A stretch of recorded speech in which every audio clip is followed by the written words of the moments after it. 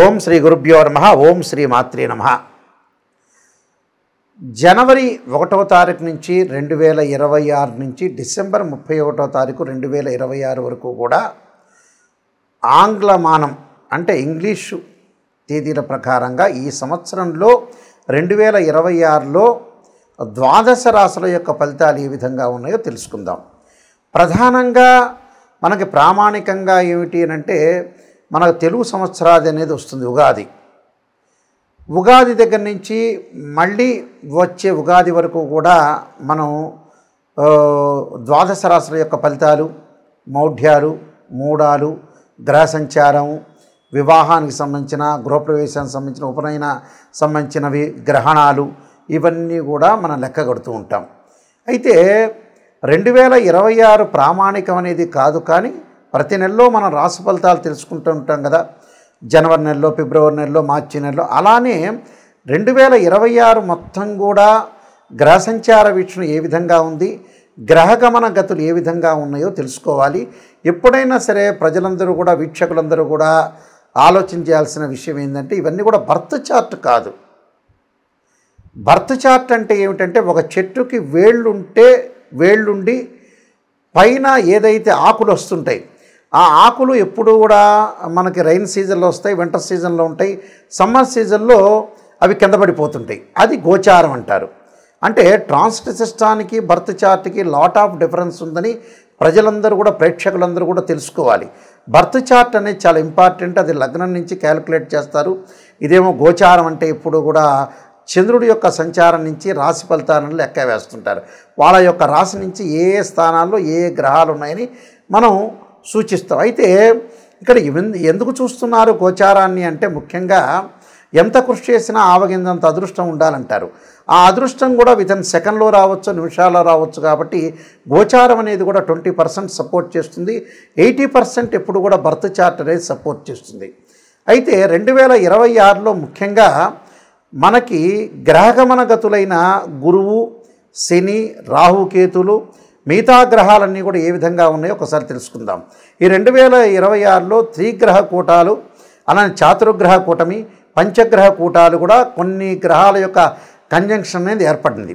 ముఖ్యంగా గురువు దగ్గరికి వచ్చేటప్పటికల్లా ధనకారకుడైన గురువుని ఒకసారి మనం పరిశీలన చేస్తే ప్రధానంగా జూన్ 2వ తారీఖు నుంచి కర్కాటక రాశిలోకి దేవగురువైన బృహస్పతి ప్రవేశం చేయటం, అక్టోబర్ 31 వరకు కూడా మళ్ళీ సింహంలోకి ప్రవేశం చేసి అతిచారంతో సింహంలోకి ప్రవేశం చేయడం జరుగుతుంది.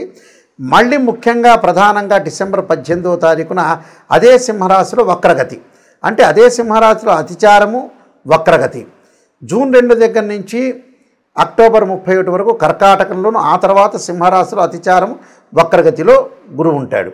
అలానే శని యొక్క ప్రభావం ఎలా ఉండబోతుందంటే జూలై 25 దగ్గర నుంచి డిసెంబర్ 10వ తారీఖు వరకు కూడా అదే మీనరాశిలో శని వక్రస్థితిలో ఉండటం, రాహుకేతువులు ప్రధానంగా డిసెంబర్ 7వ తారీఖున రాహు మకర రాశిలో సంచారం చేయటం, కేతు వచ్చేటప్పటికల్లా కర్కాటక రాశిలో సంచారం చేస్తారు.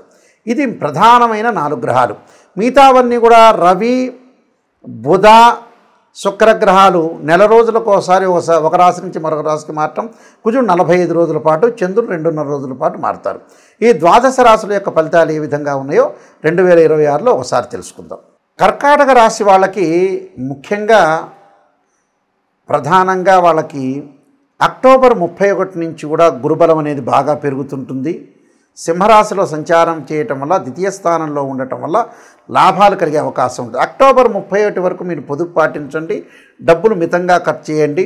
ఆకస్మికంగా ధనలాభాలన్నీ కూడా కలిగేవి అక్టోబర్ 31వ తారీఖు తర్వాతనే ధనలాభం కలుగుతుంది. అంటే డబ్బును ఎక్కడ ఖర్చు పెట్టాలో అక్కడ ఖర్చు పెట్టండి. ఏదైనా ఉద్యోగ ప్రయత్నాలు చేయాలన్నా కూడా అక్టోబర్ 31 నుంచే, అంటే 2026లో సెకండ్ హాఫ్ అనేది మీకు బాగుంటుంది. మంచి ఉద్యోగాలు, ప్రమోషన్లు, వ్యాపార భాగస్వామ్యం బాగా కలిసి వచ్చే అవకాశాలు ఉంటాయి. వృత్తిపరంగా అనుకూలంగా ఉండే అవకాశాలు ఎక్కువ ఉంటాయి. దీర్ఘకాలిక ప్రయాణాలు చేస్తారు, ప్రయాణాల వల్ల లాభం కలుగుతుంది. నిష్ణాతులైన వ్యక్తుల వల్ల కూడా మంచి లాభాలు కలిగే అవకాశాలు ఎక్కువ ఉంటాయి. వివాహాది శుభ కార్యక్రమాలు కూడా, ప్రయత్నాలన్నీ కూడా అక్టోబర్ 31 నుంచే చేయండి. చాలా అద్భుతమైన రిజల్ట్స్ వచ్చే అవకాశం ఖచ్చితంగా ఉంటుంది. అలానే శని యొక్క బలాన్ని మనం చూసుకునేటట్టయితే శని వక్రస్థితిలో ఉన్నాడు మీనరాశిలో. వక్రస్థితిలో ఉండటం వల్ల మనకి ఏదైతే జూలై 25వ తారీఖు నుంచి వక్రస్థితిలో ఉండటం వల్ల కొంత ఆరోగ్యపరంగా ఇబ్బందులు కలగకుండా చూసుకోండి. ఏదైనా మాట్లాడటంలో మితంగా మాట్లాడాలి. ఏదైనా వస్తువులు కొనుగోలు చేయాలన్నా, ఇళ్ళు కొనుగోలు చేయాలన్నా, నూతన వ్యాపారాలు పెట్టుబడి పెట్టాలన్నా, భాగస్వామ్య వ్యాపారంతో కూడా కొంత జాగ్రత్తగా ఉండండి. మితంగా పెట్టుబడి పెట్టి ముందుకు వెళ్ళండి. అలానే రాహు యొక్క బలాన్ని మనం చూసుకున్నట్లయితే కర్కాటక రాశి వాళ్ళకి రాహు యొక్క బలం జూన్ ఏదైతే మనకి డిసెంబర్ 6వ తారీఖు వరకు కూడా రాహు అష్టమ స్థానంలో ఉంటున్న ఆరోగ్యం పట్ల శ్రద్ధ పెట్టండి. అంటే విదేశాలకు వెళ్ళే అవకాశాలు కొంత లేట్ అయ్యే అవకాశాలు ఉంటాయి. పనులన్నీ కూడా దగ్గరికి వచ్చినట్టు వచ్చి వెనక్కి వెళ్ళే అవకాశాలు ఎక్కువగా ఉంటాయి. నిరుత్సాహము నిస్పృహ లేకుండా చూసుకోవడం చాలా మంచిది. అలానే డిసెంబర్ 7వ తారీఖు నుంచి రాహు వచ్చేటప్పుడు మకర రాశిలో సంచారం చేయడం వల్ల కర్కాటక రాశి వాళ్ళకి సప్తమంలో రాహు యొక్క సంచారంలో వివాహాది శుభ కార్యక్రమాల్లో లేట్ అయ్యే అవకాశాలు ఎక్కువ ఉంటే ఆందోళన చెందాల్సిన అవసరం లేదు. అలానే కేతువు యొక్క బలం అంటే డిసెంబర్ 6 వరకు కేతువు యొక్క బలం వల్ల కుటుంబ స్థానంలో ఉండటం వల్ల కుటుంబ పరంగా ఫ్యామిలీ పరంగా ఇబ్బందులు లేకుండా భర్త ఒక మాట చెప్పినా భార్య ఒక మాట చెప్పినా కూడా కొంత ఆతృతతోటి సర్దుబాటుతనంతో ముందుకెళ్ళటం చాలా మంచిది. అలానే జన్మంలో కేతు వచ్చినప్పుడు ఆరోగ్యపరంగా ఇబ్బందులు కలిగే సూచనలు ఉంటాయి. అంటే టోటల్గా జనవరి నుంచి డిసెంబర్ వరకు కూడా రాహు అయినా కేతు అయినా శని అయినా మిగతా గ్రహాలు శుక్రుడైనా రవి అయినా కుజుడైనా ఆరోగ్యపరంగా ఇబ్బందులు అనేవి సూచించే అవకాశాలు ఎక్కువ ఉంటాయి. అంటే ఆరోగ్యపరంగా జాగ్రత్త ఉండాలి. అవమానాలు పడకుండా చూసుకోవడం చాలా ఇంపార్టెంట్. అలానే ఆదాయం అనేది కొంత పొదుపు చేసుకోండి. అంటే అక్టోబరు 31 నుంచి బాగుంటుంది. అక్టోబర్ 31 ముందు కానీ చాలా జాగ్రత్త ప్రవర్తించండి. అంటే డబ్బును ఎలా పడితే అలాగా ఖర్చు చేయొద్దండి. ఎవరికి పడితే వాళ్ళకి ఇవ్వద్దండి, అవుటర్స్కి. అలానే ఇంట్లో వాళ్ళకి పిల్లలకి వాళ్ళందరికీ ఇవ్వండి. కొంత డబ్బులు ఖర్చు అవుతాయి. జూను ఏదైతే మనకి అక్టోబరు 30 వరకు డబ్బులు ఖర్చు అవుతాయి. 31 తర్వాత మీకు బాగుంటాయి. 31 వరకు కూడా సింహరాశిలోకి గురువు సంచారం చేయటం వల్ల కర్కాటక రాశి వాళ్ళకి అనుకూలంగా ఉంటుంది. శుక్రగ్రహం కూడా ఈ సంవత్సరం బాగుంది. కుజుడు కూడా బాగుంది. ఇళ్ళు కొనుగోలు చేసే అవకాశాలు ఎక్కువ ఉంటాయి. డబ్బులు ఆస్తులు ఏదైతే మీ డబ్బు అనేది ఆస్తుల రూపంలో కన్వర్ట్ అవుతాయి. నాకు డబ్బు ఖర్చు అవుతుందని ఆతృత పడాల్సిన పని లేదు. ఫైనాన్షియల్ పరంగా డెవలప్మెంట్ ఉన్నా ఏదో రకంగా చరాస్తి కాస్త స్థిరాస్తిగా మారిపోయే అవకాశం అనేది ఖచ్చితంగా ఉంటుంది. ఎవరికి కూడా అవకాశం ఇవ్వద్దు. ఎవరితో కూడా ఎక్కువగా అతిగా మాట్లాడద్దండి. నేను చెప్పబోయే రెమెడీస్ అనేవి మీరు చేయండి, పాటించండి. ఏదైనా డౌట్లున్నా నా నెంబర్కి మీరు కాల్ చేసి తెలుసుకోవచ్చు. ప్రాబ్లం ఏం లేదు. అన్ని విషయాలు కూడా మీకు కూలంకషంగా. కానీ ముందు ముఖ్యంగా ఏంటంటే నెగిటివ్ అనేది పాజిటివ్ అనేది తెలుసుకోండి. నిజంగా నెగిటివ్ తెలుసుకుంటే మీరు డెవలప్మెంట్ చెందినట్టే. ఈ రాశి వాళ్ళందరూ కూడా ప్రధానంగా ఉద్యోగానికి భద్రత లేకుండా ఉద్యోగం కావాలనుకున్న వాళ్ళు సూర్యుడి యొక్క ఆరాధన చేయాలి. ఆదిత్యాయుధ్నే సహస్రకిరణాయ ధీమహే తన్నో సూర్య ప్రచోదయాత్ అనే మంత్రాన్ని. ఆరోగ్యపరంగా దీర్ఘకాలిక వ్యాధులు ఇబ్బందులు పడుతున్న వాళ్ళు అంగారకుణ్ణి, శనిని, రవిని ఆరాధన చేయాలి. ముఖ్యంగా రవిని ఆదివారం రోజున సూర్య నమస్కారాలు చేయటం, సూర్య దేవాలయాన్ని దర్శించటం, మంగళవారం రోజున సుబ్రహ్మణ్య స్వామి యొక్క ఆరాధన, తత్పురుషాయుధే మహాసేనాయ ధీమే తన్నో షణ్ముఖ ప్రచోదయాత్ అనే మంత్రాన్ని. ప్రత్యేకంగా శనివారం రోజున శరీరే జర్జరీభూతే వ్యాధిగ్రస్తే కళేబరి ఔషధం జాహ్నవీతోయం వైద్యో నారాయణ హరి మంత్రాన్ని చక్కగా చదువుకోవాలి. వివాహం కానీ ఎవరైతే స్త్రీలు ఉన్నారో వాళ్ళు ముఖ్యంగా వరపాశుపతాస్ రుద్రాభిషేకం, అఘోర గౌరీ పాశుపతాస్ రుద్రాభిషేకం, అబ్బాయిలు కన్యా పాశుపతాస్ రుద్రాభిషేకం చేసుకోవటం.